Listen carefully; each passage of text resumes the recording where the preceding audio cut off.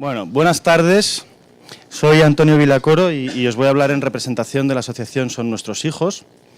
Y si queréis, os pongo este vídeo primero y después paso a contaros quiénes somos, qué es lo que hacemos y cómo está la gestación subrogada en España en este momento, ¿vale? Este es un vídeo que está basado en nuestra presencia en el Orgullo Estatal LGTB de Madrid del año 2013 y está mezclado con intervenciones nuestras en diferentes medios de comunicación, ahora lo veréis.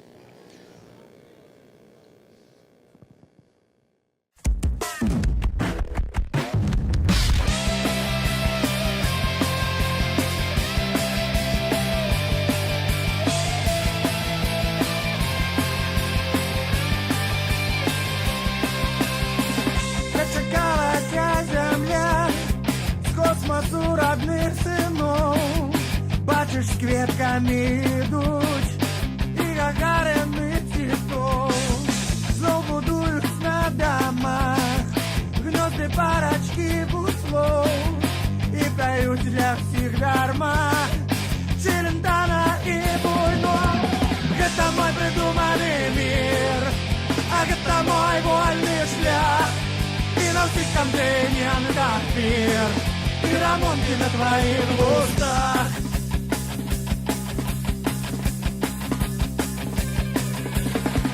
Танчить ясер Арафат, радом дым пьяненький буш, яны пьют на брудершах, калибатов смачный пуш, заплетая чефидель, базыльки у бороду, и вставая Ариэль. Это мой придуманный мир, это мой вольный шлях, и носит контейнером пир, и рамонки на твоих кустах. Это мой дурацкий бенз, это мой натуры, да, это мой центудерский сенс, и рамонки на твоих кустах.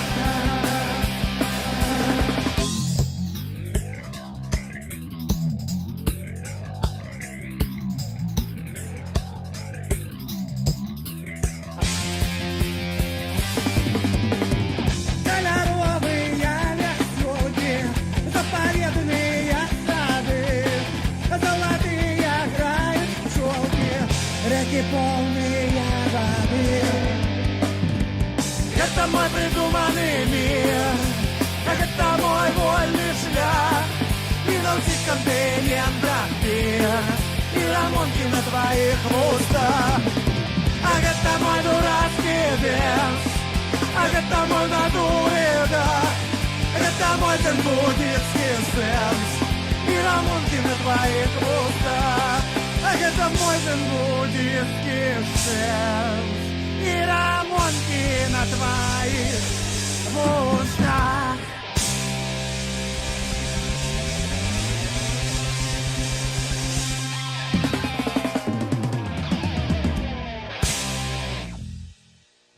Bueno, como habéis visto, una de las cosas que hacemos es visibilizar y reivindicar nuestros derechos y por eso acudimos a esta manifestación, porque estamos orgullosos de la manera en la que hemos utilizado para ser padres y porque todavía quedan, digamos, muchos derechos por conseguir, ¿no? Tengo una pequeña presentación en la que lo primero que me gustaría contaros es quiénes somos, ¿no? Somos una asociación de familias.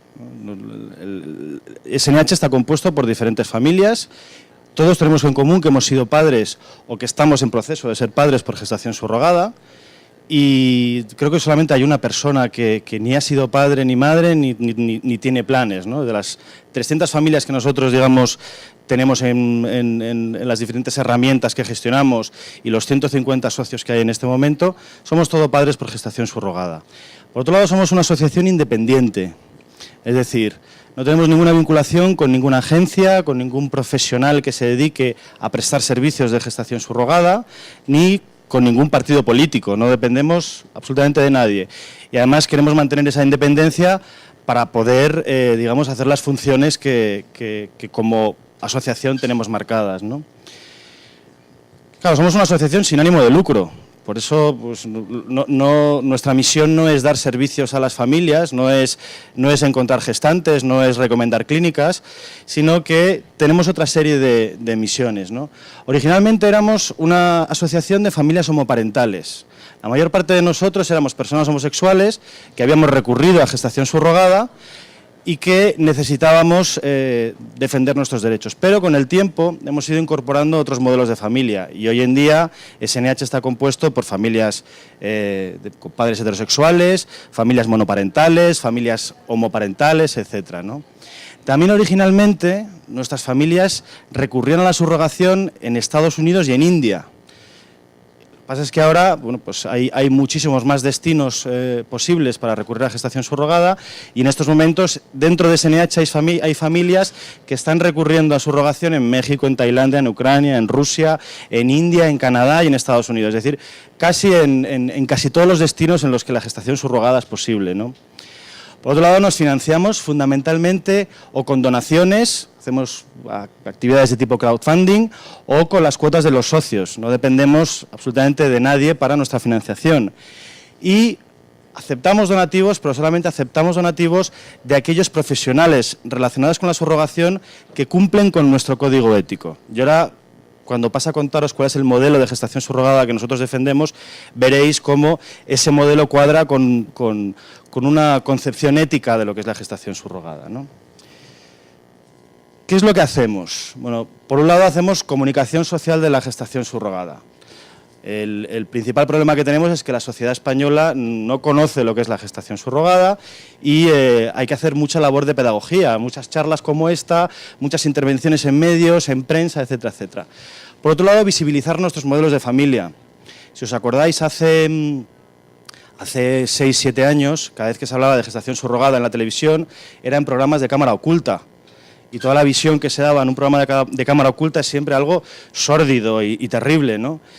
Yo creo que la cosa empezó a cambiar allá por el año 2010, cuando nuestras familias empezaron a visibilizar y a mostrarse orgullosas de haber sido padres por esa técnica de reproducción asistida, ¿no?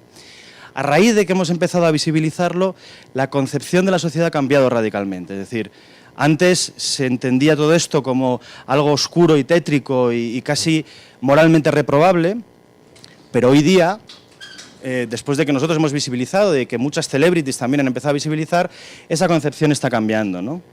Por otro lado, proporcionamos herramientas para que las diferentes familias se den apoyo mutuo. Os decía antes que no somos una asociación que dé consejos sobre cómo recurrir a esta técnica en el extranjero, pero sí que lo que hacemos es poner a las familias en contacto unas con otras de tal manera que se aconsejen cuáles son los mejores profesionales y cuáles son los mejores destinos para poder alcanzar el objetivo de ser padres, ¿no? Aparte de que nuestras familias se den apoyo mutuo, lo que hacemos es defender los derechos y la dignidad de nuestras familias ante diferentes instituciones, ¿no? Por un lado, nosotros hemos luchado muchísimo por el acceso de nuestros hijos al registro civil.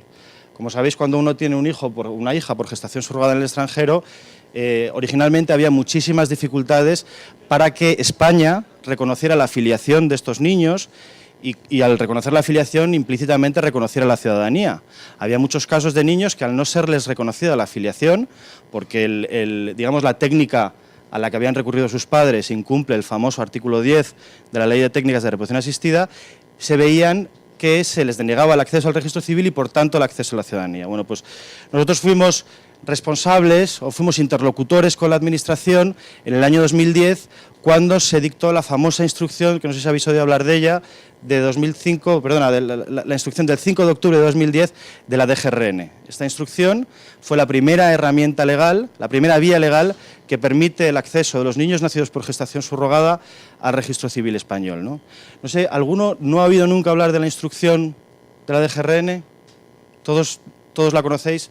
Bueno, aparte de eso, hemos luchado también por los beneficios sociales, ¿no? Es decir, hemos luchado porque nuestras familias puedan disfrutar de todas las prestaciones que el sistema de salud y el sistema social español puede dar, ¿no? Sabéis que las bajas por maternidad se nos están denegando sistemáticamente, independientemente de que la familia sea homoparental o heteroparental. las bajas de maternidad se deniegan, y se deniegan porque lo que dice la Seguridad Social en este momento es que la base para que nosotros podamos tener hijos la base para que nosotros podamos dar la prestación por maternidad es que haya habido un parto o que haya habido una adopción. En nuestro caso, nosotros no hemos parido a nuestros hijos y tampoco los hemos adoptado.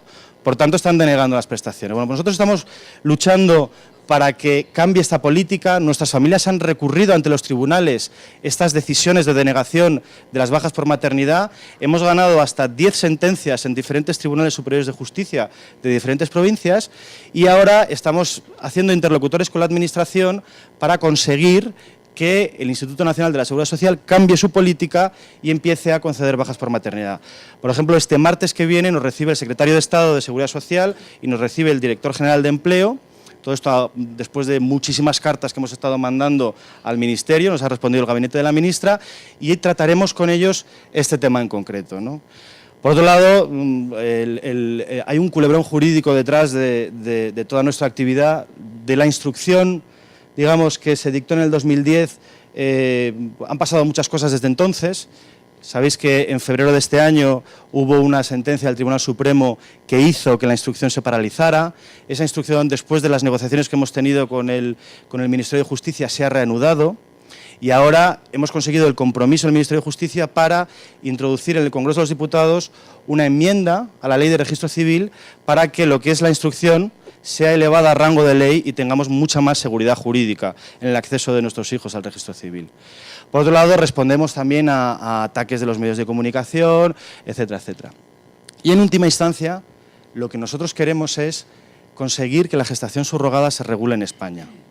Es decir, que no tengamos que recurrir al extranjero para poder ser padres, que podamos ser padres aquí en nuestro propio país. Esto haría que fuera muchísimo más fácil recurrir a esta técnica y también muchísimo más económico, ¿no? Que no tuviera todos estos costes emocionales, ¿no?, asociados a la gestación subrogada.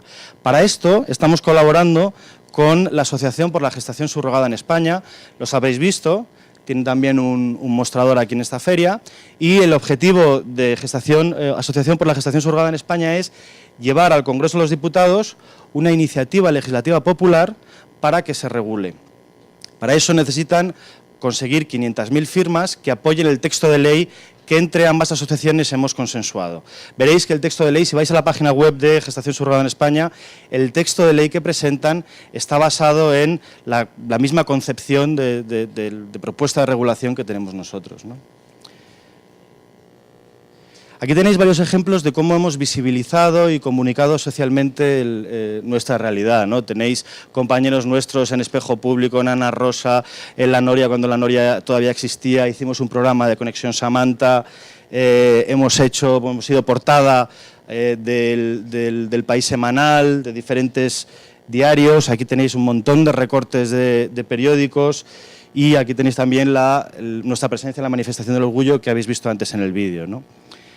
El objetivo de esto ha sido siempre defender la dignidad de nuestras familias y presionar a la Administración para que regulen la gestación subrogada. Somos conscientes de que si no hay un cambio en la percepción social de nuestra realidad, nunca se va a regular y nunca vamos a conseguir reivindicar nuestros derechos, ¿no? Por eso nos hemos movido y por eso hemos llegado hasta donde estamos, ¿no?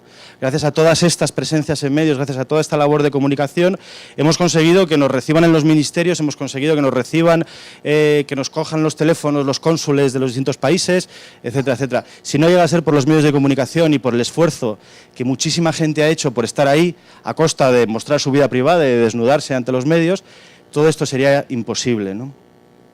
Pero bueno, si queréis pasamos a la concepción que nosotros como asociación tenemos de esta técnica de reproducción asistida, ¿no? Y nosotros siempre empezamos las charlas de comunicación pública explicando qué es la gestación subrogada. Muchos de vosotros lo sabéis ya, pero no está mal recordarlo, ¿no? La gestación subrogada es una técnica de reproducción asistida, no es otra cosa, es una técnica más. Y como tal lo reconocen las diferentes sociedades médicas, es decir, la Sociedad Española de Fertilidad o las sociedades médicas americanas, te dicen que esto lo que es una técnica, que vulgarmente es conocida como vientre de alquiler. Y además aquí hacemos énfasis en lo de vulgarmente. A nosotros como colectivo de familias, la expresión vientre de alquiler nos parece insultante. Nos nos parece que cosifica a la mujer, nos parece que no hace ningún favor a nuestra comunicación social de la experiencia que hemos vivido. Nosotros no hemos alquilado nada, las personas no se alquilan, las partes del cuerpo tampoco se alquilan.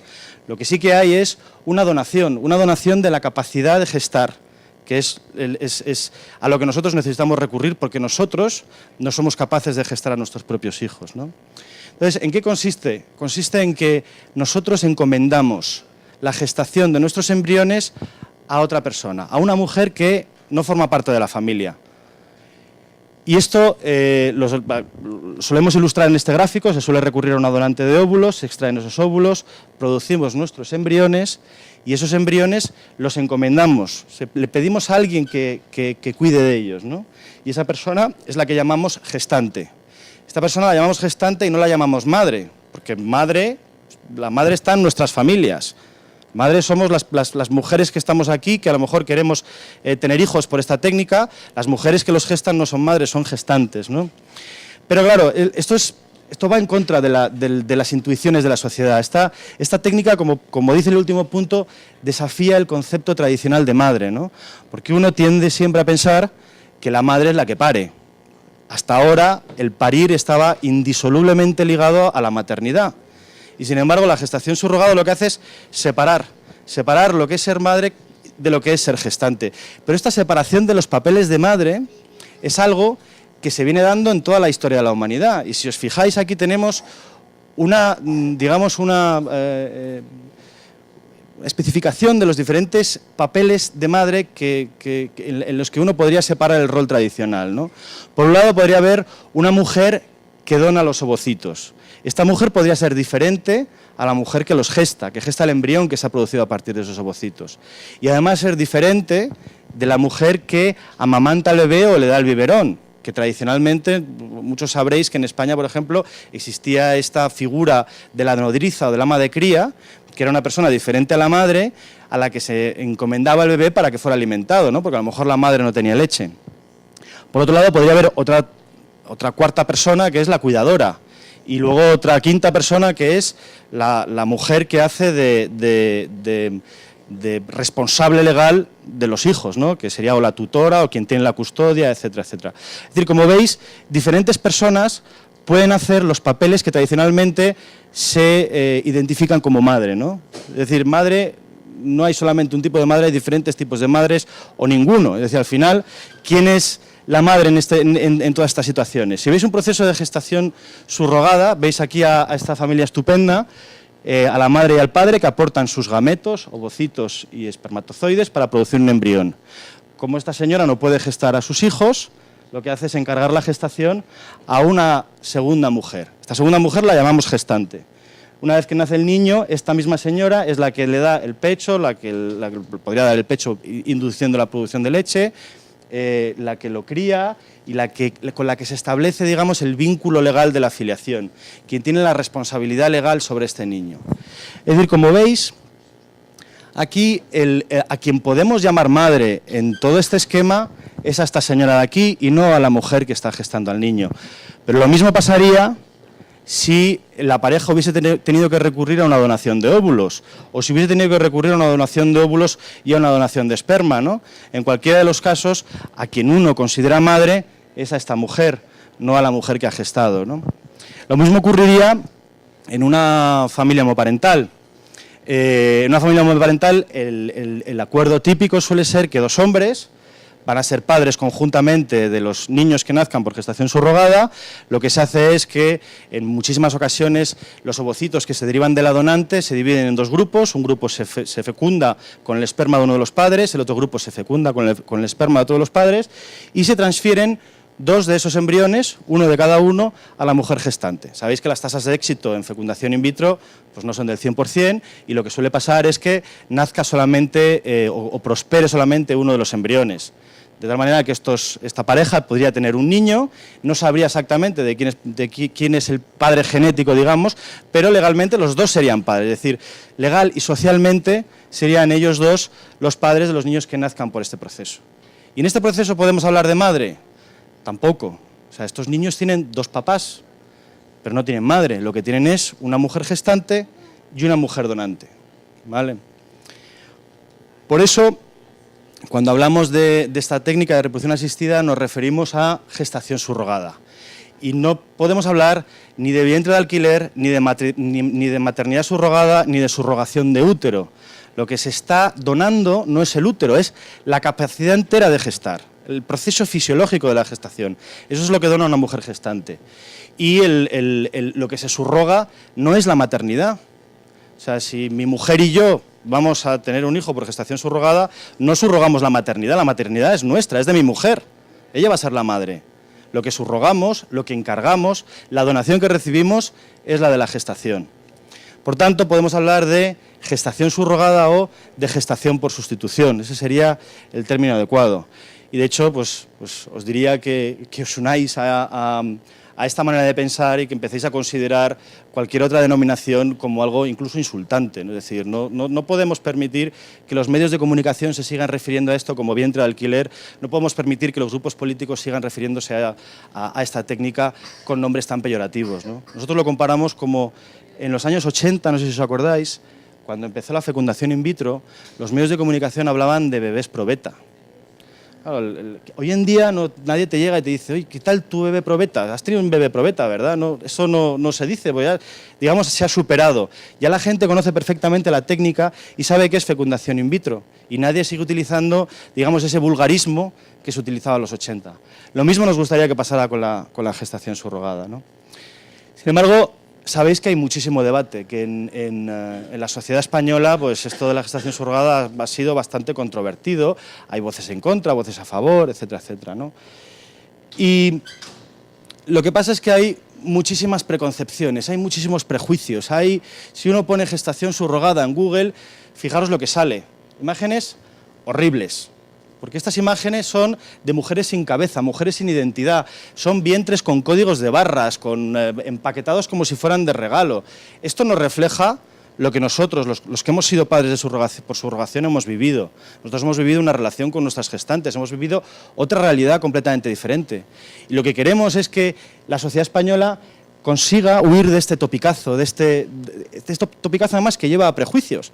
Porque si uno relaciona la gestación subrogada con este cartel de alquilado o con este código de barras, etcétera, etcétera, obviamente lo que va a pensar es que esta técnica es una técnica moralmente reprobable y que solamente lleva a la explotación de las mujeres, obvio. Entonces tenemos que cambiar, digamos, esta realidad, tenemos que cambiar estos prejuicios para que favorecer una nueva imagen de la gestación subrogada a la sociedad y un cambio legislativo, ¿no? Estas son las imágenes que a nosotros nos gusta mostrar. Estos son Jordi Vicent, son socios nuestros, y esta es la gestante de Jordi Vicent, que está casado con este señor de allí y que es una mujer estupenda, ¿no? Él se llama Miriam, y Miriam, cuando iba por la calle paseando con su marido en su pueblo, se les acerca una persona y dirigiéndose al marido le dice, bueno, enhorabuena, ¿qué estáis esperando? Miriam iba con un bombo impresionante, pues estaban las últimas semanas de gestación. El marido contesta ante eso, no, si no es mío. Claro, la persona que estaba preguntando se quedó completamente cortada, ¿no? Dice, joder, no es del marido, debe ser de otro. Pero claro, Miriam contestó también y dijo, no, tampoco es mío. Es decir, estamos ayudando a Jordi y a Vicent a ser padres porque ellos no pueden gestar a sus hijos. No es nuestro. Yo lo llevo en mi vientre, lo llevo en mi útero, pero no es mi hijo, ¿no? Aquí tenéis también a Lori. Aquí tenéis a Amy y Paul. Amy fue la primera gestante con la que mi marido y yo llegamos a un contrato, a un acuerdo. Son gente absolutamente normal. El marido de Amy Paul es militar, estaba destinado en un portaaviones en Okinawa. Aquí lo veis haciendo hamburguesas en el backyard de su casa o acudiendo a un partido de hockey. Es decir, gente de clase media americana que no tiene problemas para llegar a fin de mes. Una imagen muy alejada de ese topicazo que siempre se intenta vender de las granjas de mujeres, de las mujeres explotadas, de las mujeres pobres. Y de verdad, el otro día estuvimos en una reunión, en una mesa redonda en el Colegio de Abogados de Valencia, y el director de una clínica de fertilidad tenía el morro y el aplomo de decir, no, si es que todas las mujeres americanas son mujeres de clase baja, negras e hispanas que están explotadas. Te quedas así como diciendo, pero a ver, ¿cómo uno puede hacerse eco de los topicazos y soltarlos de esa manera sentando cátedra, ¿no? Cuando la realidad que vivimos todas las familias de SNH es una realidad completamente diferente, ¿no? Aquí tenéis a la mujer que dio a luz a mi hija. Se llama Dawn y aquí arriba la veis con su novio. Estas son sus 2 hijas, las hijas de ella. Aquí abajo la tenéis al novio con la niña que tienen en acogida en la piscina de su casa. Es decir, es una mujer que no tiene problemas para llegar a fin de mes, que vive estupendamente en California y que incluso tiene la generosidad de coger una niña en acogida y cuidarla mientras su madre está en la cárcel, ¿no? Aquí la veis pues, en unas vacaciones que tuvieron en un crucero que hicieron, ¿no? Dicho esto, y después de haber mostrado cuál es la realidad que hay detrás de la gestación subrogada, me gustaría contaros cuál es el modelo de regulación que nosotros proponemos, ¿no? Es un modelo de regulación que está basado en el marco legal californiano, que está basado en cómo se regula todo esto en California.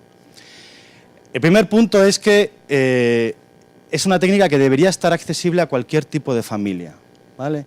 Cualquier tipo de familia que no pueda gestar a sus hijos. En la proposición de ley que queremos llevar al Congreso de los Diputados viene así, hay unos criterios de acceso a esta técnica. Es decir, para poder acceder a esa técnica tiene que estar claro que por cuestiones médicas o funcionales uno no puede gestar a sus hijos porque sea una persona sola o porque la mujer haya padecido un cáncer, tenga síndrome de Rokitansky, lo que fuera. Pero tiene que haber una incapacidad. Es decir, lo que no se puede es acceder a esta técnica por frivolidad, ¿vale? Segundo punto es, bueno, y aparte, perdonad, antes de ir al segundo punto, aparte, cualquier tipo de familia es algo obvio en el entorno regulador español, es decir, tanto las parejas homosexuales como las parejas heterosexuales tienen los mismos derechos a la hora de acudir y de disfrutar de las técnicas de reproducción asistida, ¿no? Con lo cual la gestación subrogada debería ser una técnica más en este sentido. Lo mismo digo de las familias monoparentales, ¿no? El segundo punto es el respeto a la autonomía de la gestante y su derecho a tomar decisiones informadas. Autonomía significa que aquella mujer que pare es la mujer que decide. El famoso grito de guerra de las mujeres feministas, nosotras parimos, nosotras decidimos, nosotros nos hacemos eco de eso. Es decir, efectivamente, nosotras parimos y nosotras decidimos si queremos gestar a nuestros hijos o a los hijos de los demás. ¿Por qué no vamos a poder? Es decir, yo tengo derecho a tomar mis propias decisiones y a decidir qué es lo que pasa con mi propio cuerpo.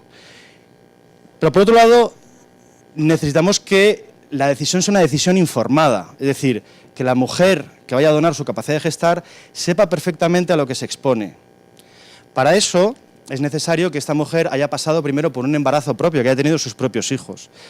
Y la ley que queremos llevar contempla esto, es decir, para que una mujer pueda donar su capacidad de gestar, debería primero haber gestado a sus propios hijos. No solamente eso, sino haber tenido buenos embarazos. Claro, no va a donar su capacidad de gestar una mujer que ha tenido embarazos malos, que ha tenido mareos, que ha tenido tensión alta o diabetes gestacional. Es decir, todo esto es una cuestión médica y tendrá que pasar por un control médico el que a una mujer se le permita donar su capacidad de gestar o no. Es exactamente lo mismo que pasa con las donantes de óvulos. No todas las mujeres aguantan igual el ciclo de hormonación que lleva a que se produzcan los ovocitos. Y obviamente el criterio médico estará ahí para excluir a aquellas mujeres que puedan correr riesgos a la hora de donar óvulos o capacidad de gestar, ¿no? Por otro lado, se habla en muchas ocasiones del derecho de nuestros hijos a conocer su origen biológico. Y cuando en su día, por ejemplo, negociábamos con el Ministerio de Justicia la instrucción del año 2010, nos decían que, bueno, que el mecanismo de inscripción tenía que respetar este derecho. Pero, sin embargo, claro, nosotros nos mostramos un poco sorprendidos porque es precisamente en el caso de nuestros hijos, sobre todo en aquella época que éramos sobre todo familias monoparentales, es inevitable que nuestros hijos nos hagan la pregunta de quiénes les ha parido, porque es obvio que 2 hombres no pueden dar a luz a un niño. Y la verdad es que en la mayor parte de las familias, bueno, en el 100% de las familias de SNH, los padres les cuentan a sus hijos cuál es el origen biológico, de dónde han venido, cómo han sido gestados, etcétera, etcétera, etcétera, etcétera. Es decir, el modelo lo respeta, pero este derecho a conocer el origen biológico no es un problema de la gestación subrogada. Puede que sea un problema a lo mejor en las donaciones de óvulos o en las donaciones de gametos, ¿no?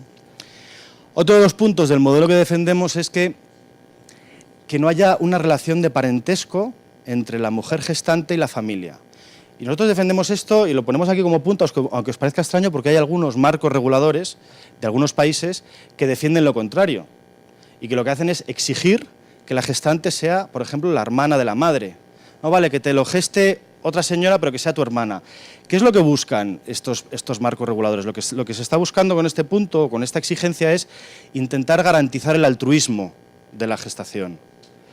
Pero, en el fondo, no se consigue ese objetivo, porque en el fondo lo que se está haciendo ahí es someter a las hermanas, a las cuñadas y a las familiares de la mujer que necesita una gestante, la someten a un chantaje emocional impresionante. Imaginaros que yo soy mujer y que tengo una única hermana y que pues, el único familiar que me puede ayudar a ser madre es ella. El chantaje emocional que esta mujer va a recibir va a ser increíble y la presión que va a tener va a ser muy grande, ¿no? Es muchísimo más sano psicológicamente el que no exista parentesco, sobre todo que no exista esta obligación de parentesco. A esto nos referimos, entre la familia y la mujer que va a gestar.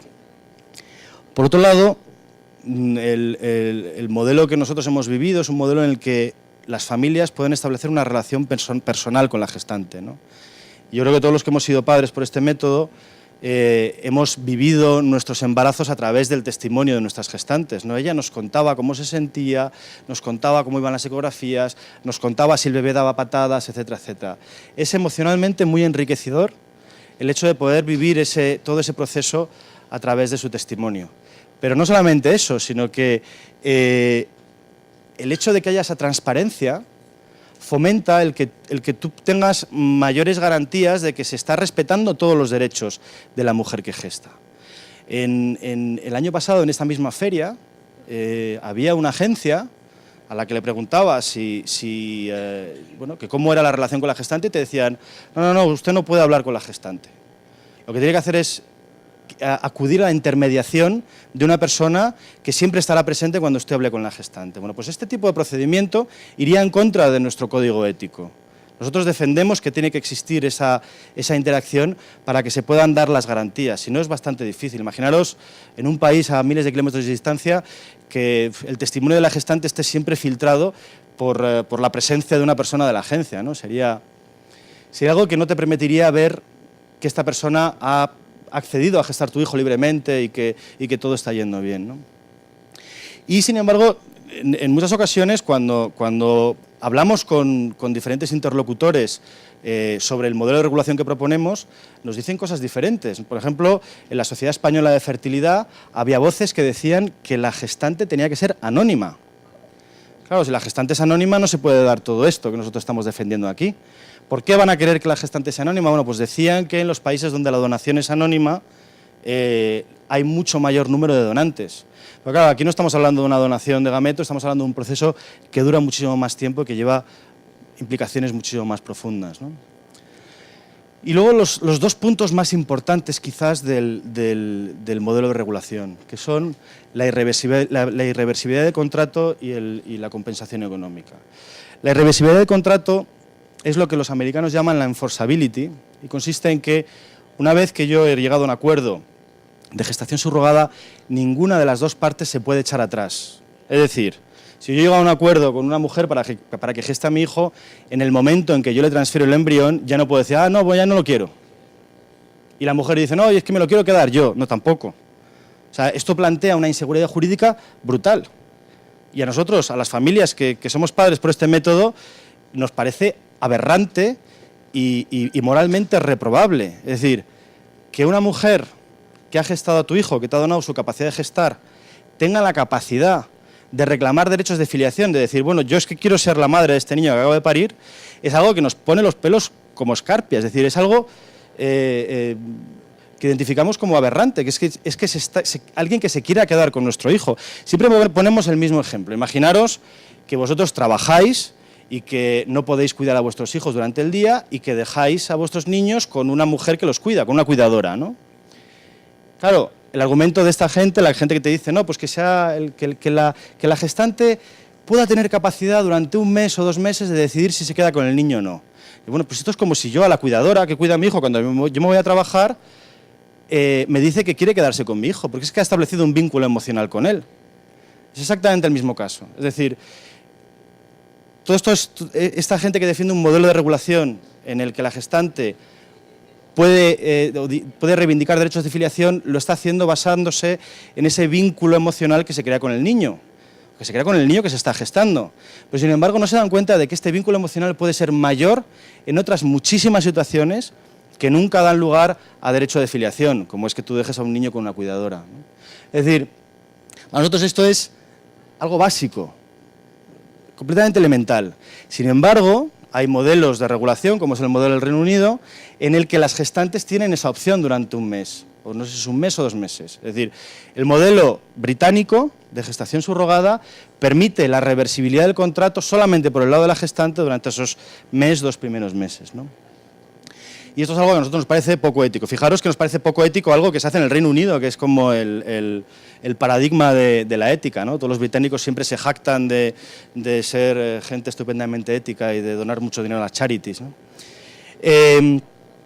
Por último, y quizás el tema más controvertido, y digo más controvertido porque al principio es verdad que todo el mundo que se acerca a la gestación subrogada desde el desconocimiento, la primera reacción que tiene es de rechazo. Todo el mundo...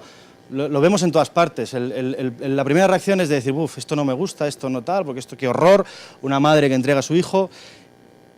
Ese rechazo normalmente la gente lo vence desde el momento en el que explicas todo lo que yo os he contado hasta ahora, ¿no? Pero hay un punto que a la gente le cuesta muchísimo más vencer, que es el tema de la compensación económica o de si es altruista, ¿no? Se establece toda esta historia de si es una subrogación comercial, si es una subrogación altruista. Para nosotros no existe la subrogación comercial, no se da. Sobre la subrogación comercial no tiene sentido hablar de ella, porque siempre todos los marcos legales de lo que hablan es de un sistema altruista, pero un sistema que pueda estar compensado económicamente. Esto nos parece a lo mejor extraño, pero hay muchísimos paralelismos en la regulación española, ¿no? Si uno se va a los reales decretos que regulan la investigación clínica, ve que los voluntarios sanos en ensayos clínicos de fase 1 reciben una compensación económica. ¿Qué es lo que están haciendo estos voluntarios sanos? Están poniendo su cuerpo a disposición de un procedimiento médico, están prestándose a sufrir un procedimiento médico con el fin de la investigación médica, ¿no? Es lo mismo que hacen nuestras gestantes, pero con otro fin. El fin es ayudarnos a ser padres. Y lo que dice es que se prevé, la regulación española lo que dice es que se prevé que los sujetos que participen en ensayos clínicos sin interés terapéutico particular reciban una compensación por las molestias sufridas. ¿Vale? Y además dice que esta cuantía estará en relación con las características del ensayo, pero nunca será tan elevada como para inducir al sujeto a participar por motivos económicos. Es decir, establece no solamente que se pueda percibir una compensación, sino además los criterios para que se pueda percibir esta compensación. Bueno, pues la proposición de ley que llevamos nosotros, nuestro código ético, defiende esto mismo, que la gestante pueda recibir una compensación económica, pero que esta compensación económica nunca sea lo suficientemente alta como para inducir a participar por motivos económicos y que esté en relación con las características del ensayo. Es decir, si uno va a analizar la donación de gametos, que es otro de los ejemplos en los que hay una compensación económica por someterse a un procedimiento médico, ve que no cobra lo mismo, no percibe lo mismo como compensación un hombre que una mujer. La donación de esperma lleva una compensación económica más baja, de a lo mejor 50 euros, y la donación de óvulos lleva una compensación más alta, los 1.000, 2.000 euros. ¿Por qué? Porque las molestias y los riesgos a los que se someten las mujeres son diferentes a los que se someten los hombres. No es lo mismo donar óvulos que donar esperma. Es decir, la compensación está relacionada con las características. Lo mismo pasaría con la gestación subrogada. La gestación subrogada estaría compensada con una mayor cuantía, precisamente por eso, porque el embarazo es algo que lleva más molestias y más riesgos durante más tiempo, ¿no? Aquí tenéis incluso la Ley de Técnicas de Reproducción Asistida, lo que dice de la compensación económica en el caso de donaciones, ¿no? Que esa compensación es resarcitoria a pesar de que la donación no tiene carácter ni lucrativo ni comercial. Estamos hablando de una cosa completamente diferente, ¿no? Una cosa es resarcir económicamente y otra cosa es comerciar. Son dos cosas muy diferentes. Por lo tanto, si los voluntarios sanos, las donantes de óvulos, los donantes de esperma reciben estas compensaciones económicas, ¿por qué no la van a recibir las mujeres gestantes, ¿no? Es ese mismo razonamiento. De hecho, os voy a contar otro ejemplo, ¿no? de cómo se diferencia la compensación del comercio, ¿no? El año pasado también, en esta misma feria, otra agencia a la que le preguntabas por los costes del proceso, te decían, bueno, tenemos óvulos, pero tenemos estos óvulos que son de mujer caucásica, de mujer blanca, y que va a costar el proceso este dinero. Y estos otros óvulos de mujer tailandesa va a costar más barato. Es decir, claro, yo veo esto y lo primero que digo es aconsejar a todas las personas que se hayan acercado allí que huyan, porque la práctica de esa agencia va completamente en contra de todos los estándares éticos que uno pueda establecer. Es decir, yo no puedo donar óvulos y establecer un mercado de óvulos que se rija por la oferta y la demanda. Como las blancas están más demandadas, son más caras que las tailandesas, que están menos demandadas. Eso va todo en contra de cualquier concepción ética, porque la compensación en donación no se rige por la oferta y la demanda, se rige por las molestias que la mujer sufre. Y las mujeres tailandesas sufren exactamente las mismas molestias que las mujeres blancas, con lo cual deberían de percibir lo mismo, ¿no? Con lo cual, con esto os quiero decir que no tiene nada que ver lo que se entiende por un sistema altruista, pero con compensación económica, de todas estas acusaciones por ahí de que esto va a convertirse en un mercado de cuerpos, en una comercialización de niños, etcétera, etcétera, ¿no? Sin embargo, en toda la labor de comunicación que nosotros hacemos, os decía antes que nos damos cuenta de que la mayor parte de la gente entiende perfectamente lo que es la gestación subrogada y reevalúa moralmente ese juicio inicial, de manera que ya le parece bien lo que antes no le parecía tan bien, ¿vale? Hay un par de grupos muy concretos que no suelen hacer ese tránsito de reevaluación entre lo que te parece bien y lo que te deja de parecer bien, ¿no? Y esos dos grupos tienen en común que tienen concepciones casi sagradas de diferentes entidades que intervienen en la gestación subrogada, ¿no? Por un lado estarían los católicos ultraconservadores, que tienen una concepción sagrada de lo que es el embrión humano, y por otro lado estarían las mujeres feministas radicales, o las personas feministas radicales, perdón, que tienen una concepción sagrada de lo que es el cuerpo de la mujer, ¿no? A un católico le dices que se va a manipular el embrión por fecundación in vitro y le parece aberrante, porque eso ya es vida y eso no es objeto de ninguna manipulación ni de la ciencia ni de nada, ¿no? Y por otro lado, a una mujer feminista de este tipo de pensamiento que entiende que el cuerpo de la mujer es sagrado y no puede ser objeto de ningún tipo de donación ni nada, te va a decir que la gestación subrogada es una aberración sí o sí, da igual lo que le cuentes. Es decir, estos dos grupos son completamente refractarios a los razonamientos cuando se trata de que hagan esta transición o esta reevaluación moral de la gestación subrogada. Y lo que está pasando aquí, en el fondo, si uno se va a todos los autores que estudian las bases psicológicas de la moral, es que estos grupos lo que hacen es utilizan un fundamento de la moral basado en lo divino, en lo sagrado, ¿no? En que esto está mal porque está mal, y ya está, o sea, no hay ningún tipo de razonamiento detrás. Sin embargo, la mayor parte de la gente que no tiene este tipo de fundamento moral, que es la gran mayoría de la sociedad española, hace esa transición hacia otros fundamentos más basados en la autonomía, en la reciprocidad, es decir, utiliza una moral más, esto que se llama utilitarista. Si yo, con lo que estoy haciendo, no hago mal a nadie, ¿por qué lo que estoy haciendo tiene que estar mal, no? Es decir, no hay absolutamente ninguna razón. Y al final a la conclusión que uno llega es que es muy difícil el debate con estos dos grupos, ¿no?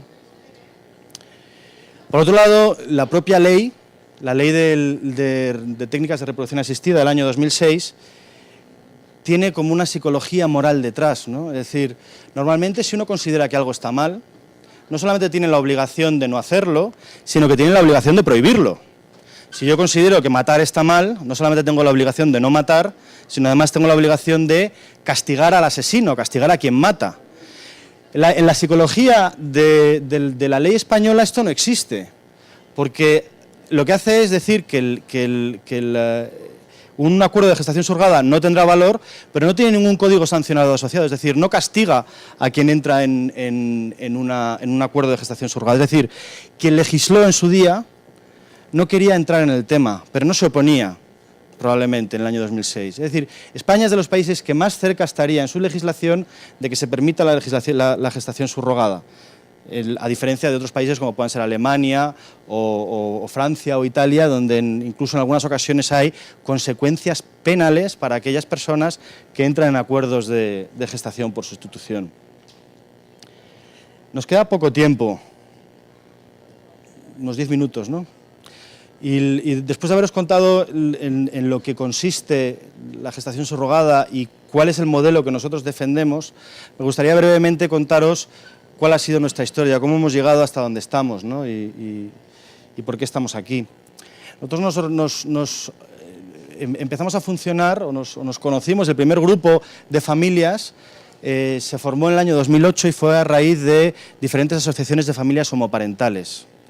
Al principio éramos 5 o 6 familias que empezamos a intercambiar información, ¿no? Pero poco a poco nos fuimos dando cuenta de que no solamente intercambiamos información, sino que también podíamos funcionar como grupo unido que pudiera defender los derechos de nuestros hijos, ¿no?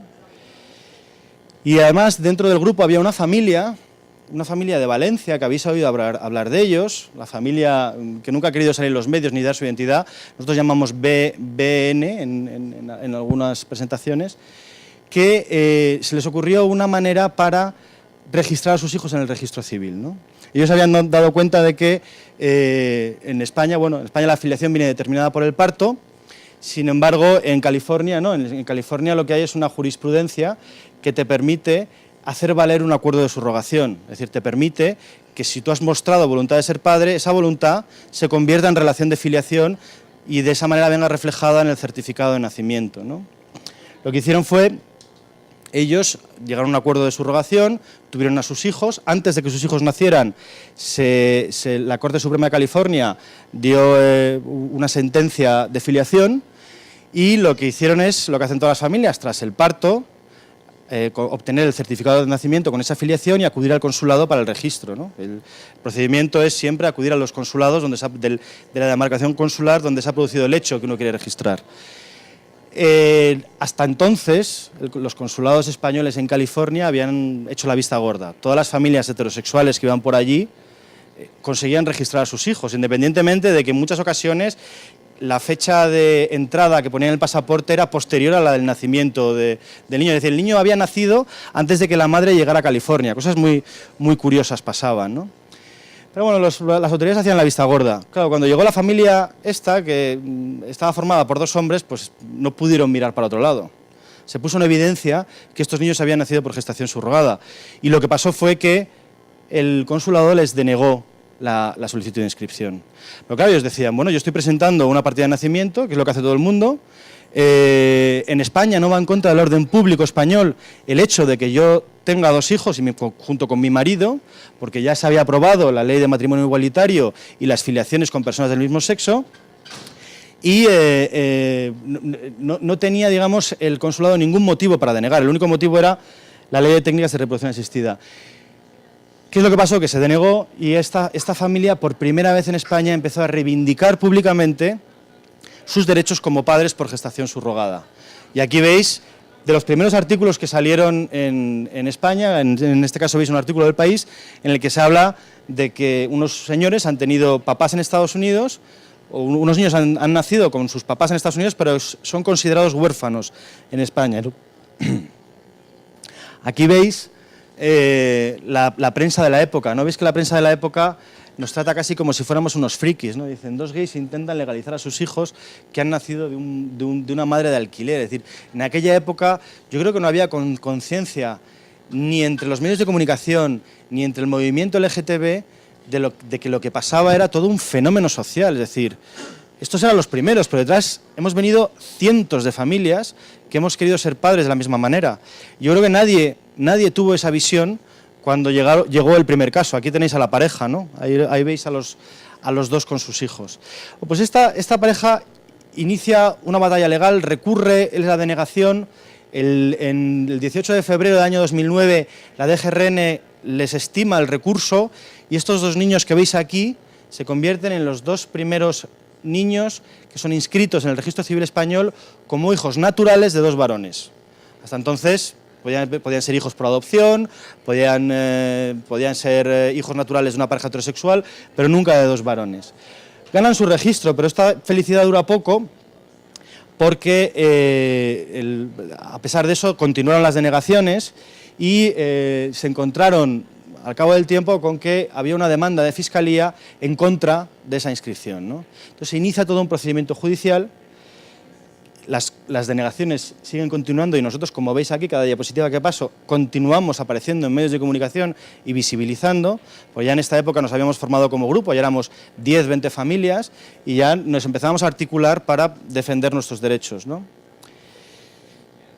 Y al final lo que se encuentran es con una condena, ¿no? en primera instancia, es decir, un juez les dice que los niños tienen que ser borrados del registro civil, tienen que pedir su filiación, por tanto pierden su ciudadanía española y pierden todos los derechos que les asisten como ciudadanos españoles. Ellos obviamente lo que hacen es recurrir y este es el famoso caso que ha llegado hasta febrero de este año con la última sentencia del Tribunal Supremo. Es el caso que ha sido condenado por el Tribunal Supremo en febrero de este año, ¿vale? Luego volvemos con ese caso, pero mientras esto ocurría, nosotros nos damos cuenta de que la vía judicial estaba agotada y que necesitábamos recurrir a una vía política. Empezamos a buscar el apoyo de asociaciones y redactamos un manifiesto, empezamos a elaborar un mensaje, teníamos que ir a los medios de comunicación y contar lo que estaba pasando, porque si no, no había manera de evolucionar, ¿no? Nuestros hijos están en el limbo legal, etcétera, etcétera. Bueno, empezamos a hacer campañas en Actuable, sacamos nuestras presencias en redes sociales, montamos un blog, empezamos a acudir a los medios de comunicación, todas estas herramientas de visibilidad, hasta que al final la presión hizo efecto y se dicta la instrucción de 5 de octubre de 2010. Desde esta instrucción se suponía que los niños iban a poder ser registrados. Sin embargo, nos costó un tiempo el conseguir que esta instrucción funcionara, las denegaciones de los cónsules continuaban y nosotros seguimos apareciendo en medios, hasta que, por mediación de Pedro Cerolo, que le tenéis ahí, porque todavía era la legislatura, la última legislatura del PSOE, estamos hablando del año 2011, por mediación de Pedro Cerolo conseguimos empezar a dialogar con el Ministerio de Justicia y conseguimos que la instrucción se aplicara. Se consiguió aplicar en julio de 2011. Pocos meses antes de que hubiera el vuelco electoral de noviembre de 2011, ahora se van a cumplir 4 años, el año que viene, y cambiar el gobierno, ¿no? Y decimos in extremis porque nosotros éramos conscientes de que si no conseguíamos que en la legislatura del PSOE se consiguieran las inscripciones, iba a ser muy difícil conseguirlo en el PP. De hecho, nuestro miedo era que con el cambio de gobierno el PP derogara la instrucción y se acabara la vía para el registro. Sin embargo, el PP llegó y las inscripciones continuaron con el PP sin absolutamente ningún problema hasta febrero de este año. Se han inscrito cientos de niños, pero cientos de niños. Todavía me encuentro con alguna familia que no tiene inscritos a sus hijos por desconocimiento de esta instrucción, pero por lo menos todas las familias que están en SNH y todas las familias en las herramientas de comunicación que nosotros manejamos han conseguido inscribir a sus hijos, ¿no? Y la verdad es que es una de las cosas que a nosotros nos llena de orgullo, ¿no? En cierto modo, haber conseguido legalizar a todos estos niños y tantas ilusiones de tantas familias, ¿no? Todo esto se ve frustrado en febrero de este año con la famosa sentencia del Tribunal Supremo y, como os comentaba antes, esta familia BN, la famosa familia que había tenido los mellizos, pues ve que el Tribunal Supremo les condena de nuevo a desestimar el recurso que habían interpuesto, ¿no? Sin embargo, esta condena no se ejecuta. Nosotros, bueno, pues ya continuamos haciendo, digamos, nuestra labor de comunicación y empezamos a protestar en medios de comunicación. Aquí veis un artículo que publicamos en Huffington Post en aquella época, Sin patria y sin padres, ¿no? Es decir, el Tribunal Supremo dejaba a estos niños otra vez en el limbo. Y ante esto lo que hacemos es volver a contactar con el Ministerio, hacer presión, hacer campaña, etcétera, etcétera.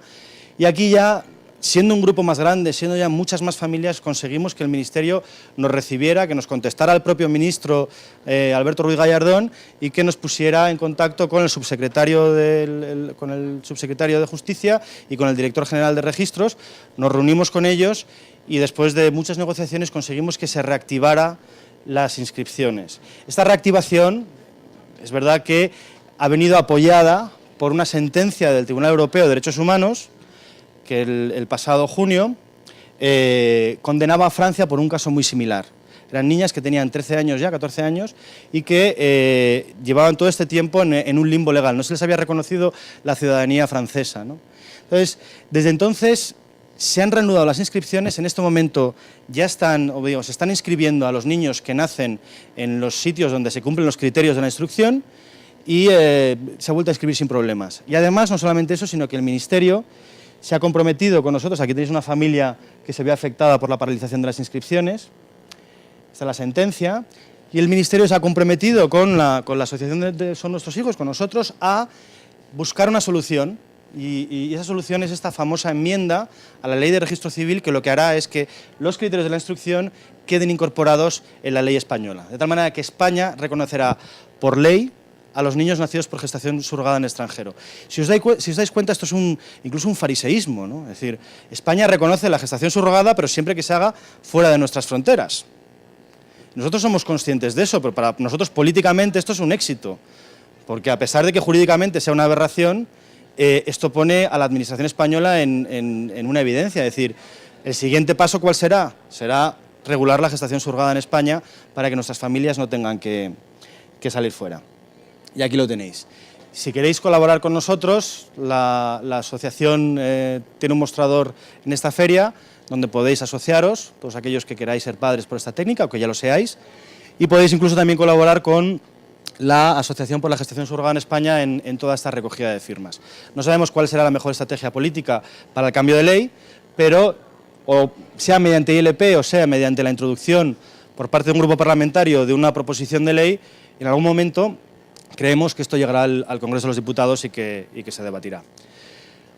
Os dejo con esto. Ahora tenemos un taller infantil, va a venir un payaso, o sea que los que tengáis niños podéis quedaros por aquí porque estará el payaso cachivache para entretenerlos. Y si alguno tiene alguna pregunta, estaré encantado de responder.